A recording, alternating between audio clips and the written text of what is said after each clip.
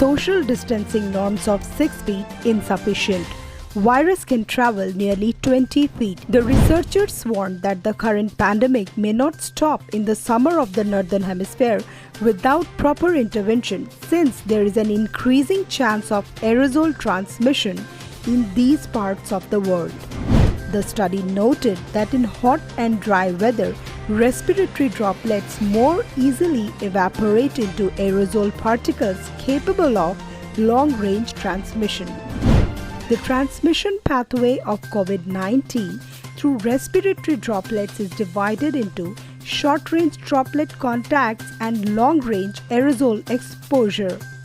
Scientists have modeled the spread of infectious droplets from coughing, sneezing, and breathing under different atmospheric conditions and found that the novel coronavirus can spread up to 3 times further in cold and humid weather. According to the researchers, including those from the University of California, Santa Barbara in the US, droplets carrying the virus can travel up to 20 feet, making the current social distancing norms of 6 feet insufficient to contain its spread. Based on previous research, they said as many as 40,000 respiratory droplets can be generated by sneezing, coughing, and even normal talking, with initial speeds ranging from a few meters per second to more than 100 meters per second. From these past studies, the scientists said both the aerodynamics of the droplets and their heat and mass exchange process with the environment can determine the effectiveness of virus propagation. In the yet-to-be peer-reviewed studies published as a preprint in the medRxiv, the scientists used a comprehensive mathematical model to explore the evaporation, heat transfer, and projectile motion of respiratory droplets under different temperature, humidity, and ventilation conditions. They found that the transmission pathway of COVID-19 through respiratory droplets is divided into short-range droplet contacts and long-range aerosol exposure. While large droplets usually settle onto a surface within a limited distance due to gravity, smaller droplets evaporate rapidly to form aerosol particles that are able to carry the virus and float in air for hours, the scientists wrote in the study. According to their analysis, the effect of weather conditions on this pathway is not the same every time. Low temperature and high humidity facilitates droplet contact transmission, while high temperature and low humidity promotes small aerosol particle formation, the researchers said.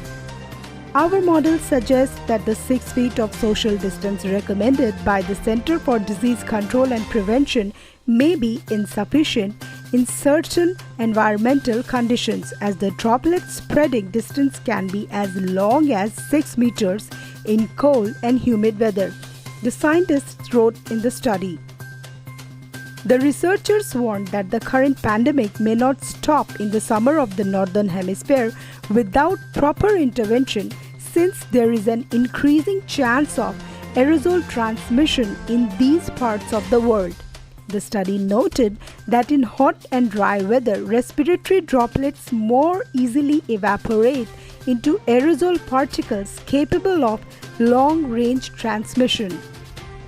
It said these small particles can infiltrate deeply into the lungs and have a longer suspension time in these conditions.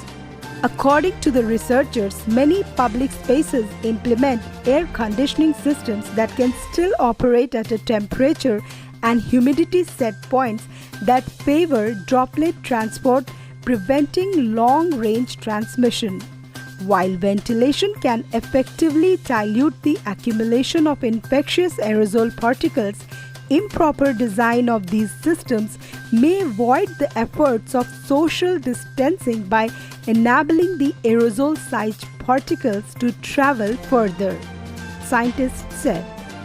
However, wearing a face mask can effectively lower the chance of transmission via aerosol particles, the scientists said, adding that the risk of infection from large droplets can be mitigated by practicing social distancing.